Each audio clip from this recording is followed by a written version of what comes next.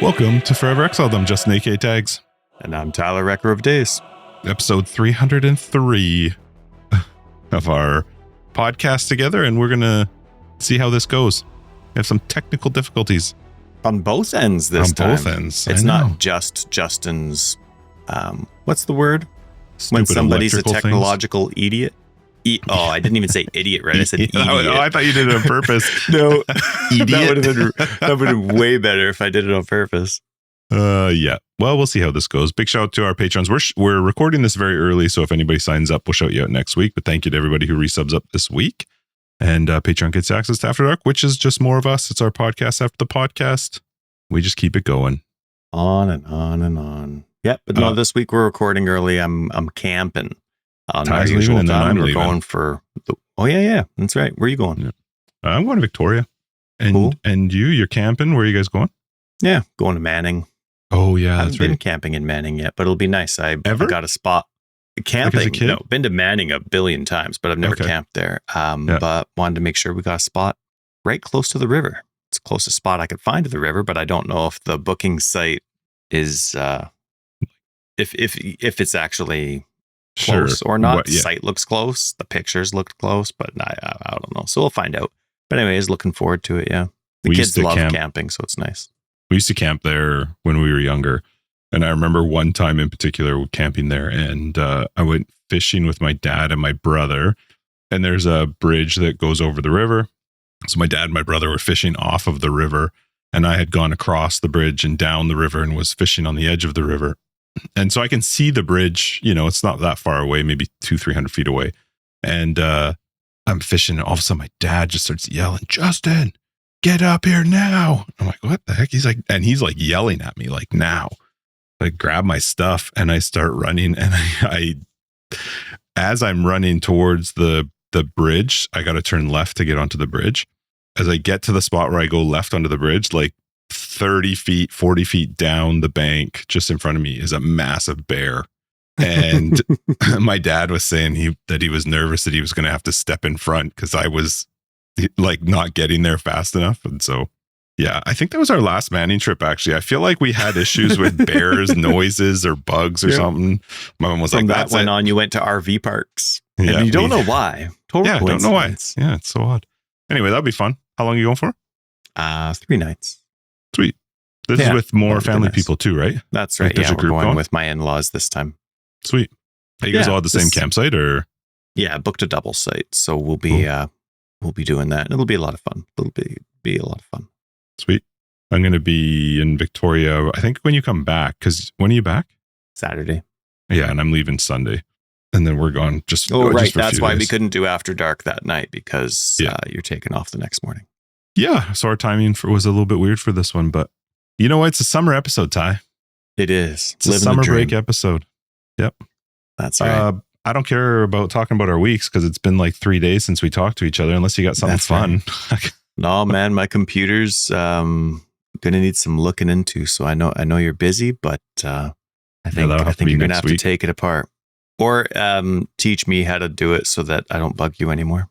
I don't want to teach you how to do that. I'll show you how, but it is odd, but we'll figure it out.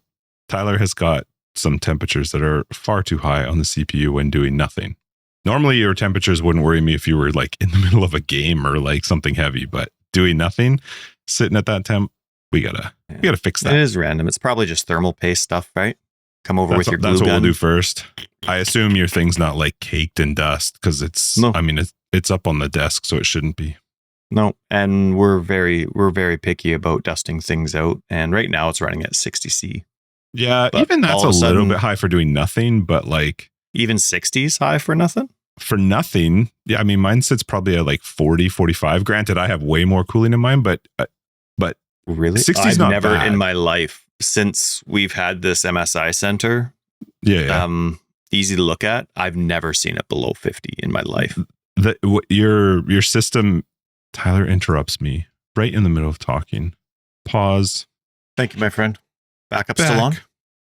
Backup's still running. Good. Anyway, we'll get it cooled off. Oh, what I was going to say is there's a lot less fans in your system than mine. So we could always just look at adding a couple fans. Okay. So we'll figure it out though. So here we are. It's like 3 days later, and we're sexier than ever. Obviously. Way sexier than 3 days before. But what were you going to say? So Logan's got his new job, and he's doing very well at it. And it's funny because it's a seasonal job. So he's done in September. It's a summer job, but there's a chance they'll keep him on just based on how he does and if they have the room for it, if they need it.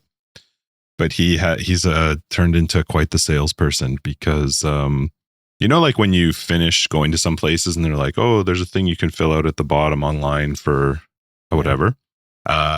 He is promoting the fact that, he'd love to get a full-time position and, the feedback looks really good for him. And he's actually been getting it. Like he's got, I think he's had like 6 of them since he started with them. So yeah, we went and saw him yesterday while he was working. Okay. So that's cool. Yeah. I don't have much to talk about. What do we got? It's all good, man. It's all good. I've been having a lot of fun in Path of Exile land this week. And funny enough, with my son as well. Yeah. But mostly in Path. I actually had a horrible time playing Path of Exile 2, just because it was really frustrating coming across like the different difficulty spikes that aren't really balanced appropriately yet in different aspects of the game, especially considering different archetypes. Like some archetypes just don't have clear unless you go outside of the archetype, which is desperately needed in some of the earlier boss fights where they just throw enemies at you. Like, what would it be? The Executioner is one where in the second half of the fight, it's just non-stop extra guys. Or even silly enough, what's that worm in like the burrowing mud or something? Mud burrows. Yeah. There's that worm. The second half of that fight is just non-stop little squeegees getting thrown at you at the same time, right? And so there's just some archetypes that just don't have good enough clear to focus to be able to do that boss fight. You can do it. It's not a fun experience. You're not efficient. You're needing to fluke out, or you're fighting auto aim or whatever it is, right? So anyway, I mean, that wasn't the best of times, but my son and I have been talking lots about, you know what 10-year-olds are like, right? It's like something's on their head and it's just nonstop until they turn 11. Yeah. And so it's been Path of Exile for him, and it's his favorite game on the planet. He's going through and he's having a great time. And he's going through and passing the Executioner within like a blink of an eye. And it's taken me two full sessions to get there. But so we're going through and we're like comparing PoE planners and stuff like that and having a great time. And he's asking about what these different mechanics are. And he's asking about the reminders of what, evasion is. And it's just really fun to see him go through and try and make a balanced build. Of course, all in his head, because who knows what the game's going to be like yet. But like I'm telling him, like a good percentage of evasion would be up until a certain point, and try and get as much damage as you can while you're getting as much defense as you can. And how are you going to get your life back if you take a big hit, right? How to make sure you're not going to, that second big hit, if it comes quickly, how are you going to make sure you can survive the second hit? So it's a lot of fun seeing him go through it. But I was struck with the personal frustration, not a GGG frustration, a personal frustration of how spirit works in the game again, right? It's just that it's that conflict, and it's not necessarily a bad conflict, but for me it is, because the two things I love in this style of game is automatically triggering said spell, right? Whether it's offense, defense, debuffs on enemies. I love auto triggering anything and everything. But then also I love my minions, right? I love passive damage, whether it's Righteous Fire or any kind of minion. And of course, as we've mentioned many times, skeletons, until much later in the game, they're at a really weak spot in the game right now. And so all of a sudden it re-clicked, I guess you could say, that zombies in the current design of Path of Exile 2 are kind of perfect for me. I hate the design of them, where they're a temporary thing and they require corpses, but I get the comparison. Because they need a corpse, they're not going to require spirit, right? But because they require a corpse, they're going to be temporary. So I get the why they're different and why there is and isn't the spirit reservation. But requiring corpses is the same kind of negative conflict to the game mechanics as the on-kill mechanics, right? If you invest in non-kill mechanics, or if you invest in requiring corpses, well, some of the most important battles in the game don't have the ability to kill extra enemies or corpses available for you, right? So there's that kind of conflict there. But I started realizing to myself and started trying to plan around zombies. Like, I still can get in my minion love of casting and using zombies, and still using power siphon, which I love because of the culling strike. I just love culling enemies. Getting that boss fight done a little bit earlier. Just, I don't know, I feel like I'm living more when I cull enemies, but it also, culling enemies works really well with impending doom, right? You curse a bunch of people, and the sooner somebody dies, the sooner the group explodes, right? So I do like that as well. So it was just playing around with weapon swapping. I'm not happy with where weapon swapping is, and of course with the restrictions of only being able to allow one support gem per build. I find all of the above more restricting. Like, all these really cool ideas I have, I can't do, right? But despite all the restrictions and the frustrations of me not being able to fully complete a build that I want to do because of the restrictions in the game, I found a way to do zombies and then weapon swap to a build that still doesn't require a lot of different changes, but also doesn't share the same supports, to something that can be efficient in boss fighting, that doesn't have any extra enemies or corpses and things like that. So it was fun. We were talking, Oliver and I were talking lots. I was explaining my process of why, zombies would work here, or why I would pick these nodes for zombies, but not for these ones. And then how it would work for minion instability. And he got so excited, he started moving away from his evasion character and wanted to make a witch himself. And he was going through all of the ascendancies, and we had a really cool week. It was a lot of fun.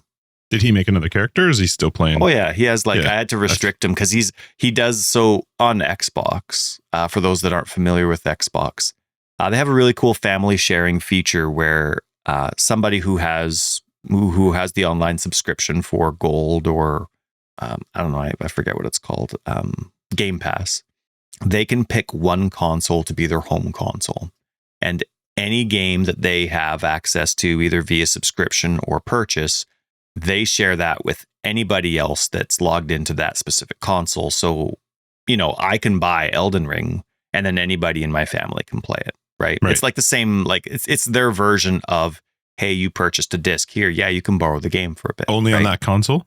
But it is only on that console. Okay. And then they have restrictions for how many times you can change, that profile can change their home Xbox per year, right? It's like 4 or 6 times or something throughout the year. So anyway, that's their version. That's their way of sharing content within a family, which works really well.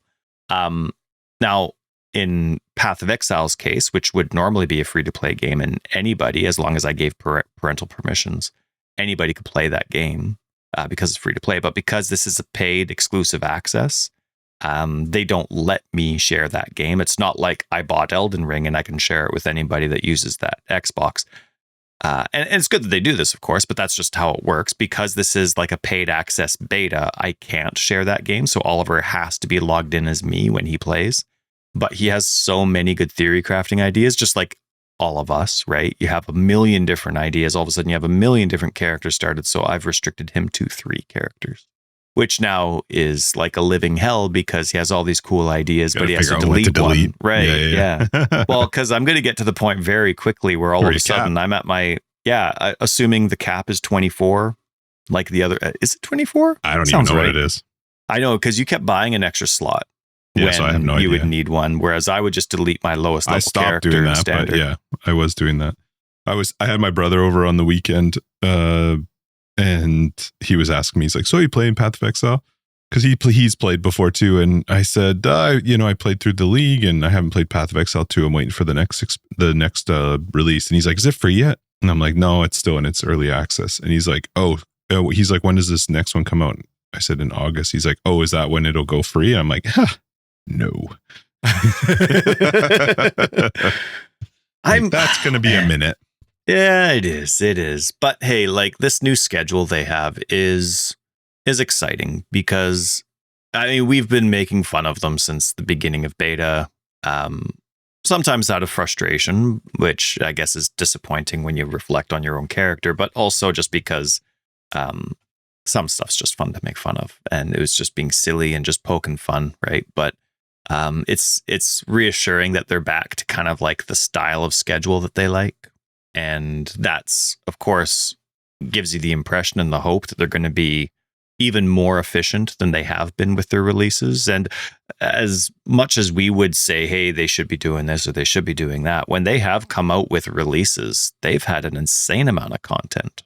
And that was with them not doing the type of scheduling that they're used to. So I'm really very curious to see how much content comes out in August, where maybe this isn't like the first time that they'll have a release starting their new schedule, because it takes like reshuffling and reorganizing to get into it. So maybe it'll be the December one that's really the best judge of how efficient their new scheduling is going to be.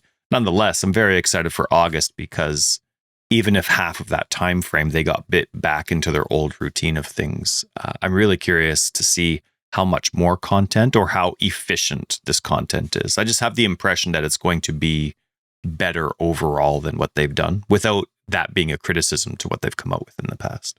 I don't know. I mean, I poke fun just because I think it's hilarious to say that we're back to our old schedule. And no, you're not. You're just saying you're back to it. You got to actually do it to actually be back in your old schedule. But sure. I mean, I think their last content update was good. I thought that to me made sense. You saw a new class, you saw a little bit of changes to endgame, you saw, a little bit of new skills. That to me sort of makes sense for an early access. I'm curious what it will mean, because they've said they want to have a date instead of plan around the content. So the date is August 29th or whatever it is. So whatever we have up until that point is what gets released. And that just means that some stuff gets pushed till the December one. Sure. Which I think is cool. I mean, I think there is a benefit to them, to the consistency of having a new league every 4 months and actually sticking with it, because people it's something for people to expect, which is good, because then people know when they're going to get back into playing the game. What we'll be curious to see is, what does that mean for the content that comes out? Like, if, are they releasing just is it not as many fun, new, exciting things to come back to? Or I don't know. August will be fun to see, and I think December will also be a good one, because then you'll be able to compare what came out in August to what we see in December, to see how, what it looks like their plan is going forward. My assumption is that they have the capacity to worry about both balancing things and coming out with new content, because you need to do that with every league anyway, right? Even if you're just sticking with Path of Exile 1, you have new content and you have to worry about balancing things out. Obviously, there's more to balance in this situation because you're creating a brand new game. So it includes loot and enemies and bosses and skills and character power, passive tree. Like it's a big complicated list. But assuming that, because that's something they need to get used to releasing every 4 months anyway, both balance and content, assuming they have the capacity for that, that's hopeful, good news, and hopefully reality. Now, let's pretend, for the sake of conversation, they have to pick. August is coming out. We mentioned last week that whatever they don't come out with in August, obviously they can come out with whatever they want in between, but in terms of major patches, whatever they don't come out with in August is going to come out with in December, and that will now, at that point, have been a year. So with that in mind, whatever you don't release in August, quote unquote, comes out in December. And if you only had the capacity and the resources to pick one, would you, working at GGG and having the choice, pick balancing the game or coming out with oodles of new content? It will always be August. New content, always for them. The balance. Well, for you, like if you were... I'm saying for me, and I think that's what they're going to think too. You can't have a 4-month league based off just balance. I just don't think it draws in people back into play. I don't think balance is what either pulls people back in or even, to some degree keeps them playing. I think it's the content. There has to be content. Content is always going to be the most important part for them going forward. It always has been. Balance is important. I'm not taking away from the importance of balance. Sure. Yeah. But a 4-month league with a focus on balance versus content, I don't think would be a good move on their part. I don't think it pulls people back into the game. People aren't playing the game right now because they think the balance is off. I know that there are probably some, but the majority of them are because they've played the content and they want to see new stuff. We've got multiple ascendancies, multiple classes, multiple acts, hundreds of skills. There's just so much more content, and content is what brings people back to playing the game, not the balance. I don't think people quit because the balance is off.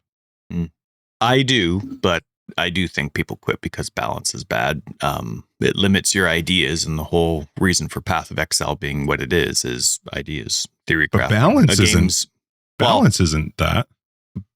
Well, in the current case, I'm referring to balance with like just certain skills, archetypes, things just not being playable. Certain crazy difficulty spikes out of nowhere can hinder the ability for the user to know if they're making the wrong choices or if they just need to get past this one stupid part because the choices are actually good.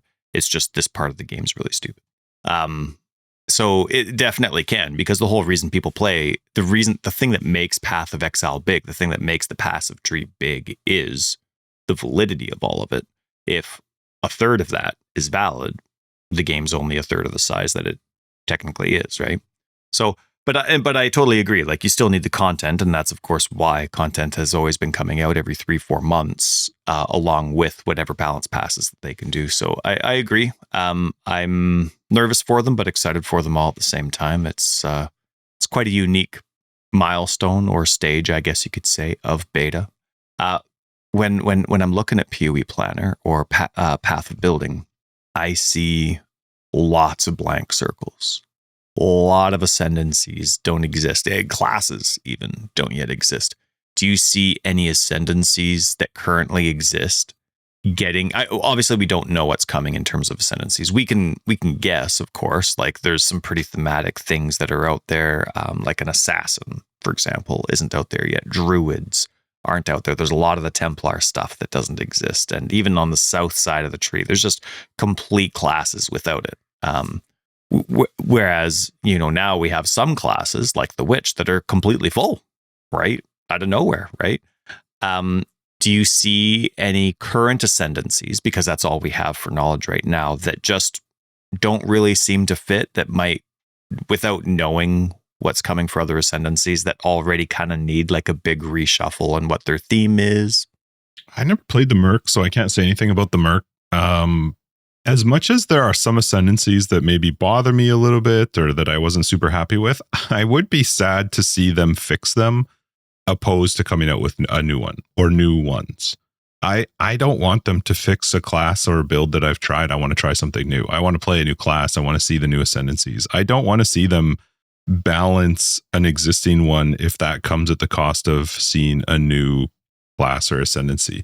My biggest problem with Path of Exile 2, I don't even care so much to see ascendancies balanced or changed, because I don't know them well enough besides the ones that I played, which I did play quite a few. I want to play Path of Exile 2 more, and I can't, because I can't deal with the campaign. I know I've said it before and I bitched about it, but like, it is the reason that I don't play more Path 2. I want to try the new Smithakatava, the new warrior build. I really want to try it. I just can't bring myself to leveling. I can't fully decked out twink character to level fast is still way too long. Like, I don't know, that's my biggest downside to Path 2 right now, is that there are things I'd like to try, and I don't care about them balancing or fixing existing ones. I'd like to try some more of the existing ones. I just can't bring myself to do another character leveling. So I don't know that it's going to happen, but that is honestly my biggest hope out of anything for Path 2 moving forward, is that they find something to make the campaign faster. I know that they have this idea that it's supposed to be fun and enjoyable, but I don't mind doing it once at a normal rate. Although even at a normal rate, it's too long. It's just too long. That's my biggest downside to Path 2. Like, I want to play, I want to do the end game stuff, but I just can't bring myself to that part. So that was a side rail that I didn't mean to go on. But with regards to your question, I I can't think of one that I'd want them to balance or adjust because I just want to see new stuff. I don't really care for them to fix existing ones. I think that's something they can do later. I think at this point, like people right from the get-go are disappointed the druid hasn't shown up. Right. 100%. Or like any type of animal changing. And sure, like they have other classes that morph into something else, right? Like demon form or something like that. But that's not, for some reason, and I don't know why, but for some reason, that's not changing into an animal and therefore not cool enough. You know what I mean? Like when you have something that's part of your demos and then it's not available right away, right? It's like, oh, that's what was exciting right now. Little things like, and these changes are good for the record, but like when you have your biggest cheer at the first ExileCon is when you have a meta gem that turns on and off your auras all at the same time. Like that's your biggest cheer, right? It comes from all the PoE 2 vets that are just so used to it. And now, of course, that's irrelevant because of just how, and I love the current system that they have. Oh, it's amazing now. Oh, it is. PoE 1 and PoE 2, it's great. But now we've got it and we're like spoiled children. We're like, next. Yeah, exactly. But it's just one of those things. Like if that was how it stayed, that would have been one of the most exciting things that people would be looking forward to. They just couldn't wait for that meta gem. They couldn't wait to hit that button and then everything turns on. And then they just get that feel good moment where their pants get a little bit wetter and they're like, oh yeah, all right, that felt good. But that's what you get excited about when the release finally comes because that's what you were teased about, right? And so obviously in December, the Druid wasn't released, and then February and then April or whatever the timelines were. I think we're past the point now where even if in August, a Druid and being like a changeling or however they word it comes out, or if it doesn't come out, I think we're past the point of people caring. Like obviously people want it, but I don't think it hurts the company to delay it any more or less than it already has been. I think the damage was done in the first few releases. Now, of course, the damage is irrelevant. It was just that's what people get excited for, and then it's not there. People get used to it. So I don't think there's any, like, if it's not ready, I don't think it hurts the company any more than it already has. And I think that's already water under the bridge.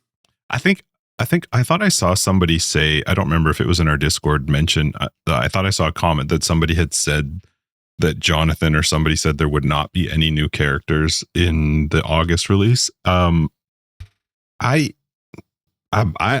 just want to see what August brings then. Like, if you're not bringing out new characters, hopefully there's at least new ascendancies. But like, what else is the new content? And if it's just to like start loading up endgame, which I do think they do need to do because that's what keeps people playing the game, there's still got to be a shift to what type of characters you can build, the skills you can use. So if there's no new character coming and we're talking about a 4-month process, I don't know. Well, that is interesting. I guess, like, I wonder if characters was the term that was used, because character could mean like a different, like class is what they said. Something that looks, it was class, not, yeah. Okay.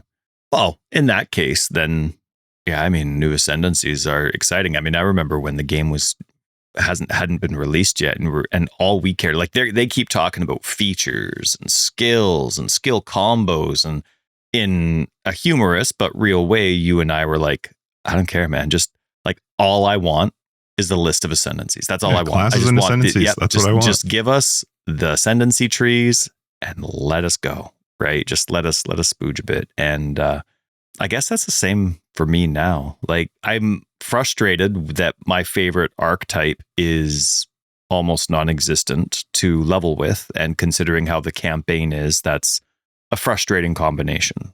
That being said, I'm used to it now, working around it, finding different ways to enjoy the game, even though it's not the ideas that I would prefer to go ahead with. And so I would probably be more excited to have more theory crafting options. Like, obviously minions need to be fixed in general, right? That'll have to happen at some point. But I think for August, if they were to come out with new ascendancies, that would probably get me going more than no new ascendancies, but yes, your minions are fixed. Because with minions, I would have to go through the exact same, like, sure, it would be satisfying to actually go through the campaign and see the different types of minions excel based on their strengths and weaknesses. I think that would be a lot of fun, but the theory crafting is what gets me, like that extra ascendancy. Just even if it's just one, I'd be like, oh, cool. And then it's not going to work for me because it's going to be an assassin or something. And I'm going to be like, oh, but that one moment will be really exciting. I'm torn a bit on it just because I obviously I want to see classes, I want to see ascendancies, but there's like this part inside of me that goes like, yeah, you're going to have these cool ideas, but you're never going to try them. You're never going to level another character through it. Like it's a weird thing. I've been playing Space Engineers, and Christina was watching me for a little bit while I was playing it. And she came in at this one point, and I had been working on this ship to try and get off of the planet to try and get into space. And I said, I'm at that moment now. I'm about to try and see if I can get this ship that I've been working on into space. She laughed. She's like, you've been working on that for 4 hours just to get that ship into space. And I was like, yeah. And I have had so much fun. Like the process of like trying to make this thing work and how am I going to figure it all out. It's been super enjoyable. I don't have that from the leveling process with Path of Exile. Like I don't enjoy the process in Path of Exile. I enjoy the end. I like I can't even say I like it in Path 1. Like in Path 1, I have a direction. I know where I'm going. I know how I'm going to get there. And I know it's going to take me a couple hours and I'm done. And then I'm going to experience the game that I want to play.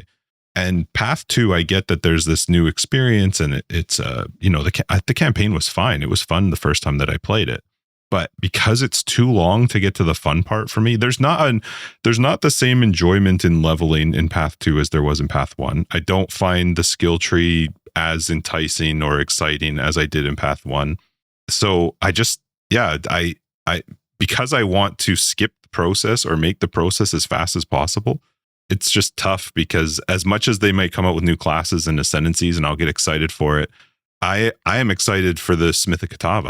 I was excited to try that. Really excited. I was talking with people in Discord about it. I had some ideas. Even after I had already played 2 characters, I was talking with the guy about the Smith and the cool things you could be doing with it. And it was very exciting to me to try and play that in the end game. But the process to get to there is what stopped me from playing Path 2. So, I don't know. I'm as much as I am excited to see the classes. That is what I want to see is classes and ascendancies. But then I have to pick the one that I want to play because it's so tiring to go through the campaign. So I don't know if that will be fixed. I feel like they have their foot in the mud a little bit on that one, and they're standing on that. Like if you were them and you'd already put in all this money and time into the axe. Like, how do you cut it?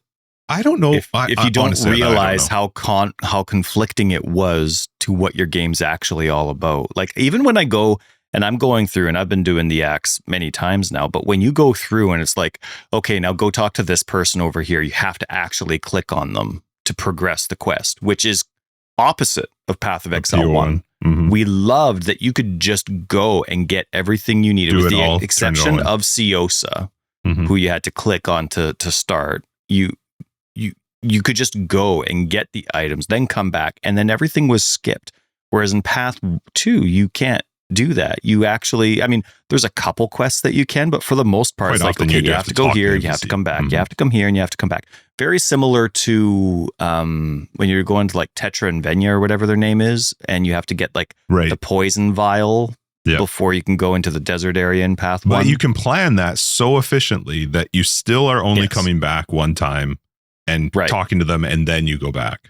But in Path 2, it's like they lost sight of that, or they didn't know that was such a rewarding part of going through their campaign, right? Such a user first, I guess you could say, experience, because now you're forced to go, oh, I have to click on this person, blah, blah, blah, blah, blah, blah, blah. I have to go through their dialogue options, and then I have to go and click on this person. Then I can start the quest, and then I can come back. And if I don't do this, then I actually have to go back and do it, or I have to like go back and forth from waypoint to waypoint, from waypoint to waypoint, just to go to the next section.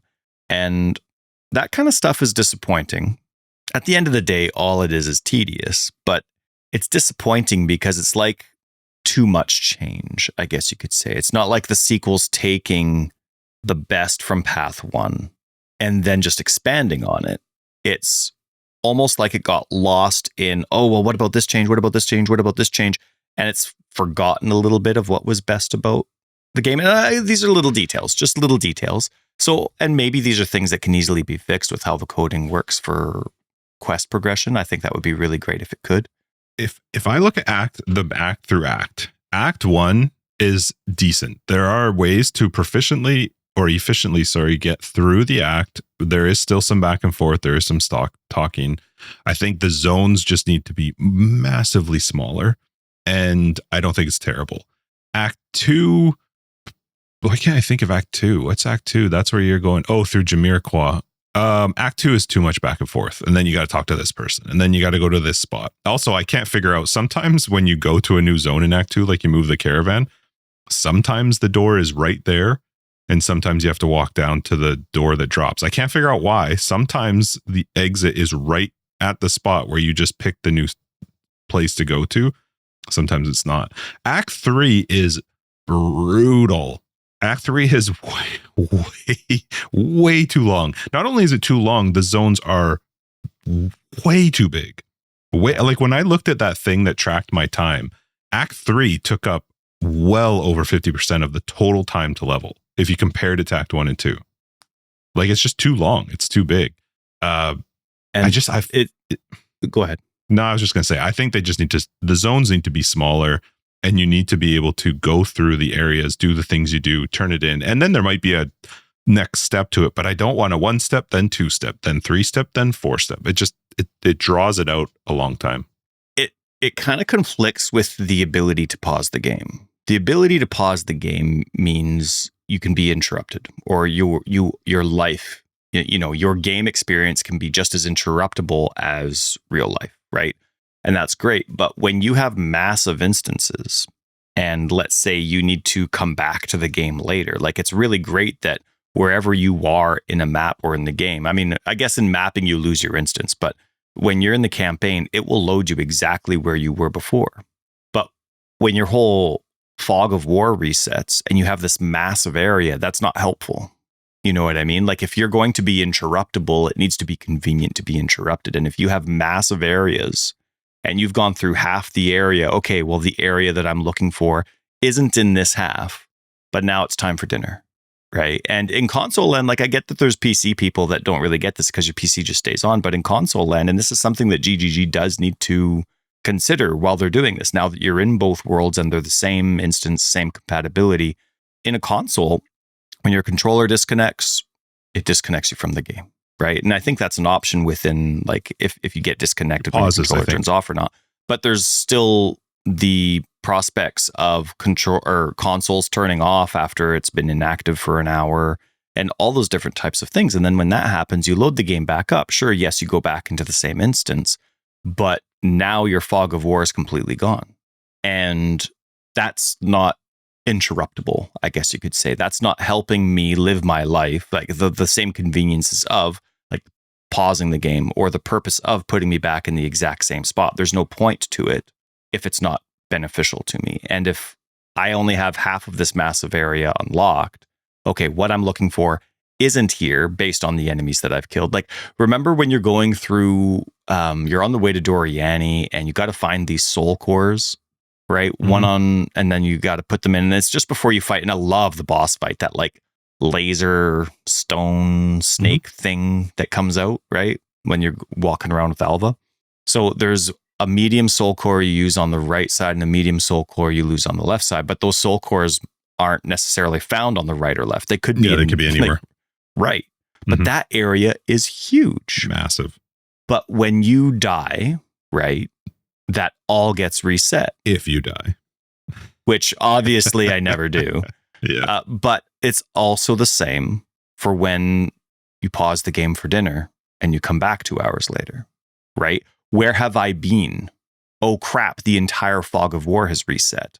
So, and there's very few spots in PoE 1 where that applies. Like, I can think of a few where there are, in Path of Exile 2, there are so many instances where I go into a zone. I know I can think of at least one in Act 1, absolutely a couple in Act 3, where I enter the area and all I'm doing is finding all the different exits. And then I'm walking through them, grab the checkpoint, walk back out, walk around. And the whole reason I'm doing that is fear of losing that zone, because it's awful if you lose that zone. Path of Exile 1 didn't really have that. Path of Exile 1 had it a little bit in a couple spots, but Path of Exile 2 has so many of them, and the zones are so big that if you're, I mean, thankfully they added in the checkpoint so you can bounce across the map, but like, make the zone smaller. Make the zone smaller. That's also instance specific. If you lose the instance or you lose your fog of war, you lose the checkpoints. Do you? Yeah. Yeah. See. So you need the waypoints. Like, waypoints are what matters, which was a few episodes ago, I was venting about the Matlian waterways or whatever they're called. And I'm like, I would love for them to come up with a way to have multiple waypoints in a zone, because that at least lets me go to dinner and not worry. Yeah, a zone being reset is just, and that's smaller than what it used to be. That waterways is I think they took out like 6 of the different walkthrough areas. I like that they're trying to make the campaign like interactable and that you're learning something, and they want to make it fun. And that's cool. I don't want to take away from that, but also people play your game to play endgame. People play your game to blast maps, kill boatloads of enemies, level up their character, plan out their build. My build is not planned through the axe. My build is planned from 65 on.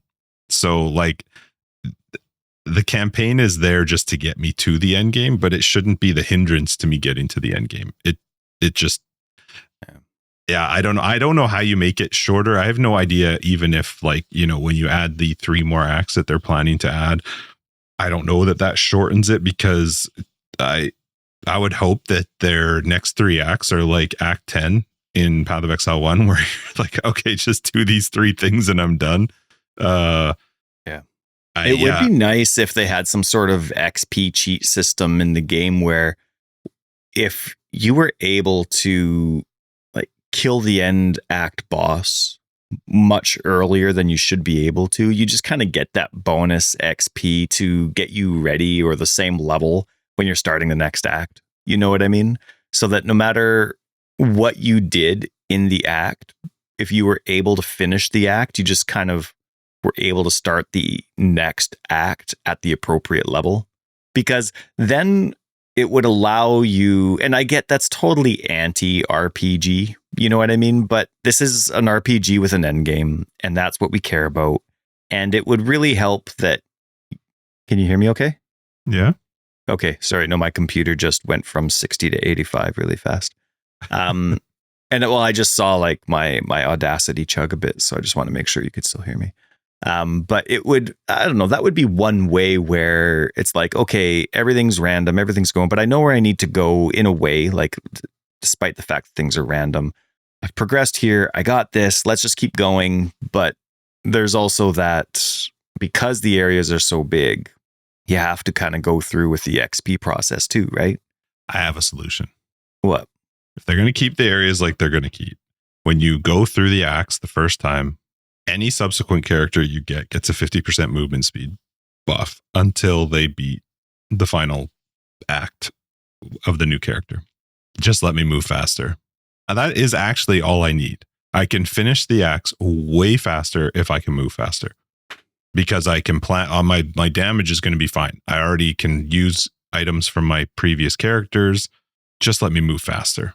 And then take that away as soon as I kill the last boss. Although that being said, that will probably it'd be more fun to level than it would be to map if you all of a sudden lose a 50% movement speed buff. But that is what, if there's no alternative, just give me faster movement speed. Let me move faster to get through the axe so that I can get to endgame, and then take it away from me as soon as I kill Doriani the second time. And imagine the complaining if you didn't have a proper set of movement. It was the blessing of the gods. You get a buff for your subsequent characters after you've beaten the axe the first time, and it just the damage is not the issue. On a subsequent character, the damage is not the problem. I can live through it. I can get through it. It takes forever, and there's not enough movement speed in the game for me to make up for that. And that is my biggest problem with it, is I cannot, there is no way for me to get fast enough. The damage, I don't have a problem with the damage. there's ways and there's items I can get that will make that better, but I can't move fast enough. And so I'm still taking my time running through these zones because they're so freaking massive. I don't know, man. I'm very excited for August. I'm very excited for new stuff to come out, new content, new classes, new ascendancies, but there's still a part of me that goes like, Justin, you're going to play one character. You're not going to level multiple characters. And it's annoying because like when I went back to Path 1 for our private league, I was shocked at how much fun I was having and how many different builds I was trying. And that was because I could get to the point where they were fun and where I wanted to play them in endgame in 5 hours, even 6 hours. That's fine. 18 hours, 15 hours is not okay. That's way too much time. I could be doing something else. It's too many times for me to sit down and play to be just in the act process. You could go through like 5 seasons of a show in that time. It's just too much. I could build 4 spaceships in that time. See? And it would be fun.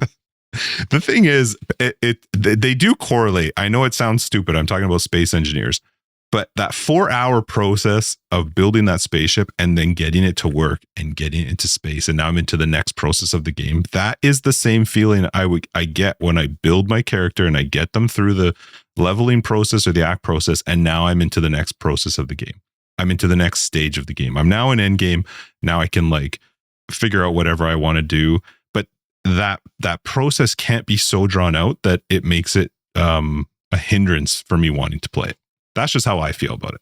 So it's you had a comment similar to that a few episodes ago that's really resonated with me, and it's the amount of time that it takes to try out an idea needs to be worth it. And if it's not worth it, if it takes too long, new ideas are no longer exciting. No, they're actually right. But the whole point, right? The whole point of Path of Exile is all the really different cool ideas you can come up with, whether it's based on a unique or a notable or keystone or ascendancy, skill combos, whatever it is. Like that's the joy and the love of PoE. You don't think that Path of Exile is better than another game if you're not into theory crafting. Path of Exile 1 is not the pinnacle standard of quality assurance or quality of life. Like you play the game for theory crafting ideas, options, and then of course, even if you're married to one idea, like I am, the excitement of taking that through new content every 3 months or 4 months. But if it takes way too long to see how cool or inefficient an idea is, it completely removes the entire purpose of what, to me, Path of Exile stands for.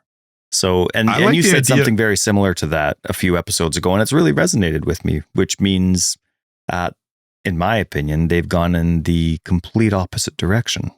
I don't mind if a build or an idea that I have doesn't work. Like that's part of the learning process of figuring out Path of Exile. But that can't have come at the cost of, if it took me, let's say 15 hours, and that's on a faster end to get to the end game, or even 12. 12 hours is at least 3 to 6 sit downs of time for me to play the game. So that's at least a week of my time has gone into just getting to that point to have it fail. That I can't do that. Like that's just that. It takes the fun out. Like I don't have the time to sit on my computer 8 hours a day and play a game. I just, I don't get that. So the Path of Exile is all about theory crafting, the fun of it, the loot, the like killing, blasting maps, all that kind of stuff. But I need to be able to get to the process of finding out if my idea works or not in a much faster fashion because first off, I'm not a POB person. Like I love path building. But that's not where I want to plan my build or play my build. I want to get in the game and try my build out. And I can accept if I spent 6 hours to get to end game, my build's just sucking. Maybe there's something I can do. Maybe there's not, but that's acceptable to me. I can handle like, oh shit, that didn't work. I'm gonna have to try something different or manipulate my build. But at least I'm at that stage where I can start doing it. For it to take 12 to 15 hours before I even get to that point is just, it kills the fun for me of wanting to get back into starting a new one. And that's, like I said, I was very excited about the Smith of Katava. I talked a lot about it with a guy on Discord and it looked awesome. It looked like so much fun, but I was like, I can't do that. I just can't sit down to spend that much time when I could be doing something else. It just, it eats up too much of my time that I get to play. Yeah. One thing that I'd like to really praise GGG for, again, is their ability to really not be sticks in the mud about things. Like, it seems like they have been willing to change everything and anything since the beta started. They've had so many really cool ideas and concepts, and they've completely changed them. Whether it's like end game mapping, retry attempts, concepts, just like they're willing to change everything and anything so far, it seems. So I am really excited to see, because you're obviously not the only person that feels that way about the opinions that you have. I'm not the only person that feels like I have the opinions that I have, and all the opinions that you and I don't share, haven't mentioned. Those aren't far and few between either. So for them to cipher through it, luckily is their own problem, not ours. But despite all that, I am excited to see what they come out with in August, because there are a lot of common complaints.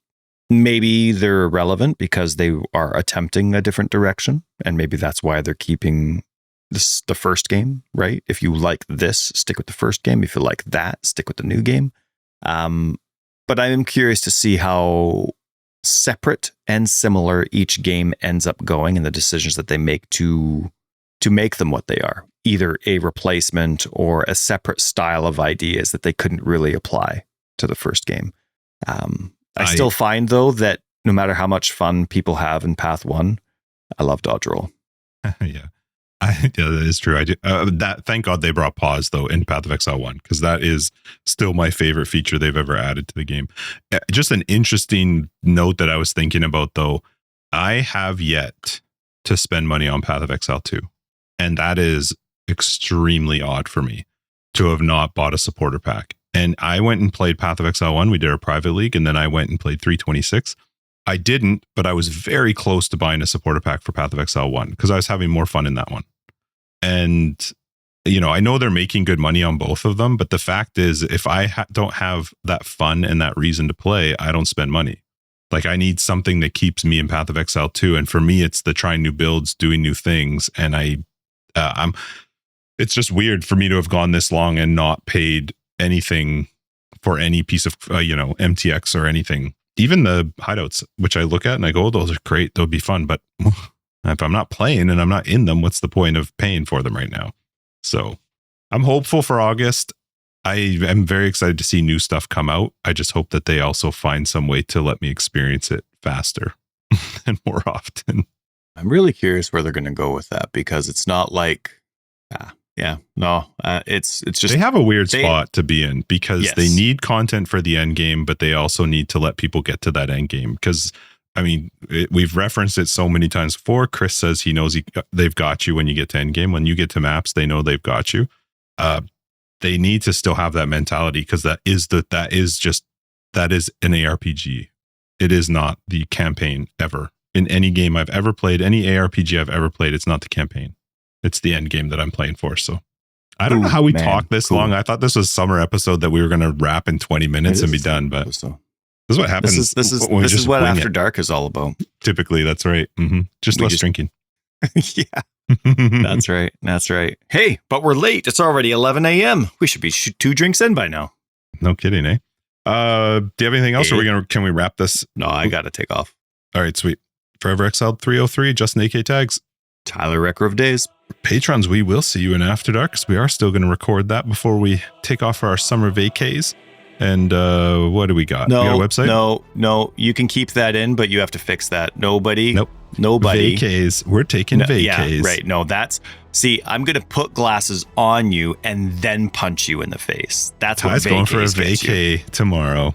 We got a website for I'm going on a vacation.